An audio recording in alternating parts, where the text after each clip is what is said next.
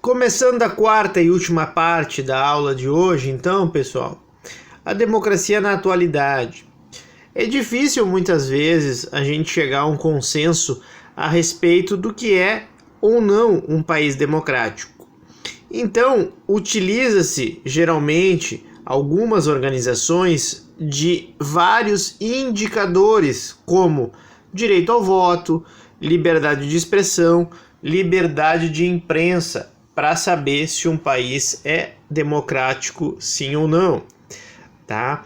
Então algumas organizações independentes, entre elas a Freedom House, Polit4 e um autor chamado Van Hanen, são conhecidos pela mensuração da democracia, né? O quão democrático é alguns países. Logo após, então, a Segunda Guerra Mundial, cerca de 1/4 só dos países eram, então, democráticos. Ao passo que em 2008, né, esse número passou para cerca de 75%. Então aqui, eu gostaria de mostrar para vocês a tendência de democracia segundo o Polit4, né? Esta coisa em vermelho, porque vermelho, assim como o colorado, são coisas ruins, né? O azul com a cor do Grêmio, evidentemente, é bom e significa democracia. Então a gente pode ver que há um crescimento desde o final da Segunda Guerra Mundial, desta linha azul, ou seja, coisa boa, né, para cima, né? E esta linha vermelha para baixo. Autocracias também são sinônimos de governos autoritários, né, e não democráticos. Então, nós vemos que há uma tendência maior de alta nos últimos anos, tá? Claro que já tem tabelas mais atuais e tal, mais consolidadas, com dados consolidados, que também vão mostrar que nós temos, então, dados positivos sobre a democracia. Aqui, a Freedom House, que talvez seja a organização mais conhecida, tá? Em verde, eles chamam os países de free. Então, em 72, nós tínhamos cerca de 44 países livres, né? Isso vai oscilando e vai subindo.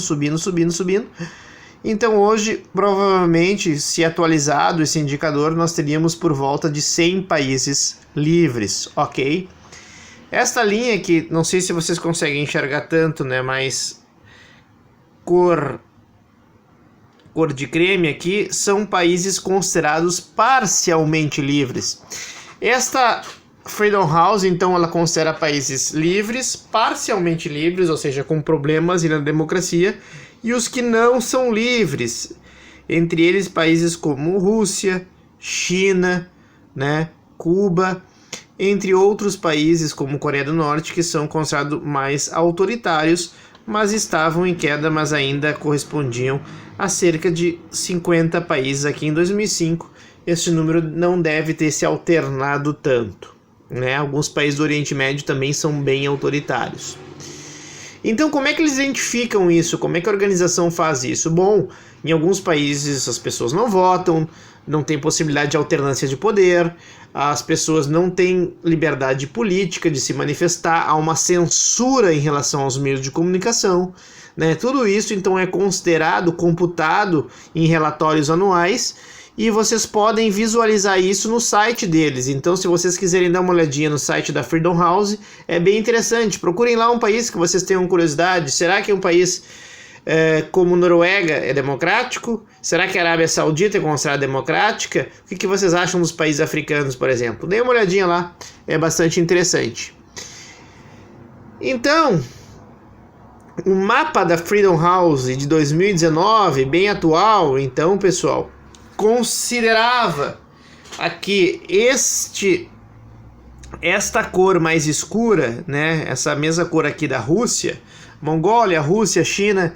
Aqui, Mongólia não, desculpa, Mongólia está aqui, Mongólia é considerado livre, né? Aqui eu não me recordo qual país é considerado aqui, né?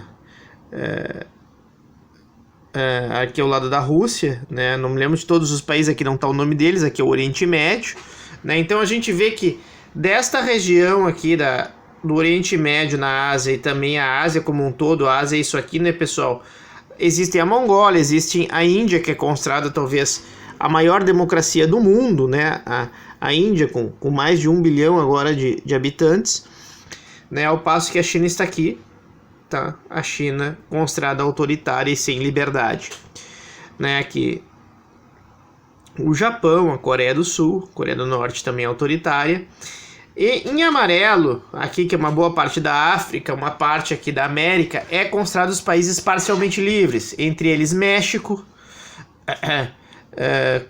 Colômbia com alguns problemas, a Venezuela considerada um sistema autoritário, né, já não admitido mais a ideia de que aquilo se continua uma democracia na Venezuela, isso já não é mais aceito por uma organização como a Freedom House, né. O Equador também parcialmente livre, aqui também o Paraguai e a Bolívia também parcialmente livres, principalmente com o problema que deu relacionado, né, à queda ali do Evo Morales, no caso boliviano. Então vejam que aqui na América Latina, que começa do México em diante, nós temos alguns países com esses problemas ainda, né, com certos países que são considerados autoritários, né, além de Venezuela nós temos Cuba e mais outro país aqui que eu não saberia dizer qual, na América Central. E nós temos então grandes exemplos de democracias aqui Europa Ocidental e também Estados Unidos e Canadá, tá?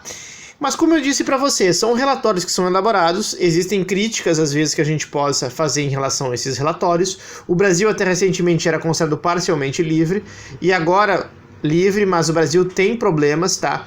Porque esse indicador, ele vai, na verdade, é um indicador que inicialmente nasceu de 1 a 7, né? Então, os indicadores que iam até 2 seriam países democráticos, de 3 a 5 seriam países, né, parcialmente livres, que são em amarelo, e esses em cor mais escura seriam os não livres, que seriam 6 e o 7, mais autoritários.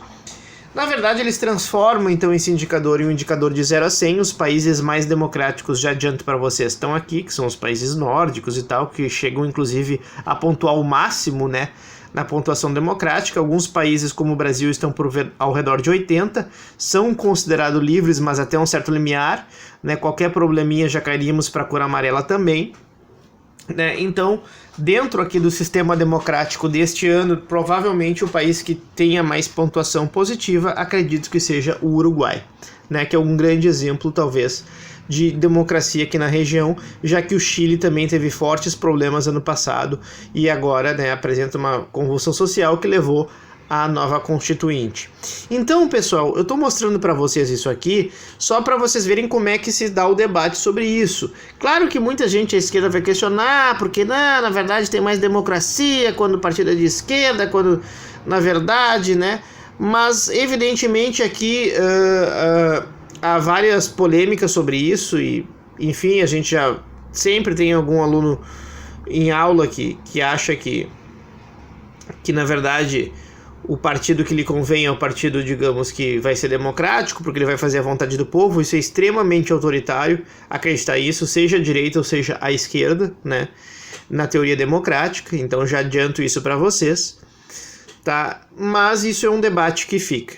E aproveitando então, né, para terminar aí com chave de ouro, digamos assim, essas atividades assíncronas, pelo menos dessa disciplina, nós temos então uma grande referência em termos mundiais, que são os Estados Unidos, né, pessoal? Aqui, né, aquela questão que foram as primeiras democracia na América de Tocqueville, e hoje tem uma eleição conturbada, né? Exatamente agora que quando eu estou falando para vocês, ainda não se tem uma decisão exata se Joe Biden ou se Donald Trump vão ser quem vai ser o presidente nos próximos 4 anos nos Estados Unidos, né? Que tudo indica há uma vitória de Biden, mas vai ser contestada e isso vai levar o país em ebulição, né?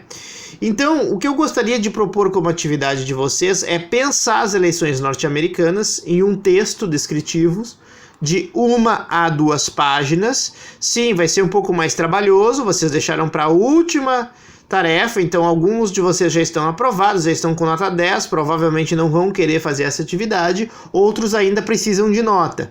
Como eu falei, vocês deveriam ter feito antes isto, né? Mas a maioria de vocês já está aprovado. Agora, quem quiser fazer, né, essa atividade, é uma atividade então que exige de 1 a 2 páginas para falar sobre as eleições norte-americanas pensando a aula de hoje. Quer dizer, dentro das dimensões que vocês aprenderam sobre a aula de hoje, o que você poderia, quais considerações você faria ao momento que a democracia norte-americana está passando? Quais considerações você vai fazer? É democracia? Não é? O que você tem a dizer sobre isto com considerações teóricas a respeito disso, né? Sempre lembrando que o texto que eu sugeri já está disponível lá para vocês, é sobre a democracia do Robert Dahl. Ok? Então eu espero que tenham gostado dessa jornada de conhecimento aqui de introdução à teoria política e nos encontramos na atividade síncrona na semana que vem, ok, pessoal? Abração!